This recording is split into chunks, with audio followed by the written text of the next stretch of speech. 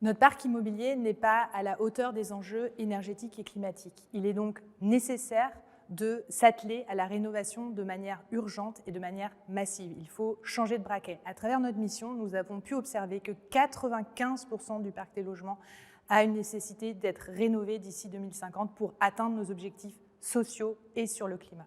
Rénover un logement, ce n'est pas uniquement changer son modèle de chauffage, parce que ça ne fait pas diminuer la consommation énergétique.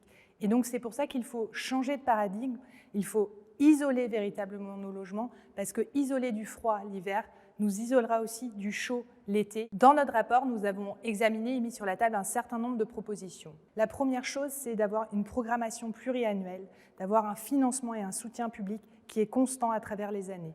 Pourquoi ? Parce que nous avons une nécessité absolue de créer des véritables filières économiques en matière de rénovation globale. Effectivement, on a besoin d'accompagner les ménages pour qu'ils puissent retrouver des professionnels de qualité à côté de chez eux. Et en même temps, on doit accompagner cette filière dont on a absolument besoin dans tous les territoires afin qu'elle puisse également s'engager et monter en compétences et accéder plus ou moins et de manière plus récurrente à des travaux de rénovation globale.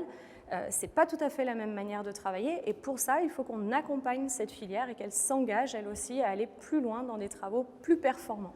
Depuis 2017, les budgets n'ont fait qu'augmenter. On est passé de 1,7 milliard à quelque chose comme 3 à 4 milliards cette année. C'est une très bonne nouvelle, mais néanmoins, pour les ménages, le reste à charge reste encore très important. Pour couvrir ce reste à charge, nous plaidons pour la création d'une banque de la rénovation énergétique des bâtiments. Il ne faut plus qu'il y ait un seul Français qui n'ait pas accès à un prêt pour ses travaux en France. C'est absolument impossible de passer à côté de ce chantier du siècle. Il faut qu'on le réussisse. C'est important pour les ménages, pour leur pouvoir d'achat et c'est également absolument indispensable pour notre transition énergétique. Sans ces travaux, notre système énergétique, tout simplement, il ne bouclera pas. Donc on a besoin de réussir ce chantier.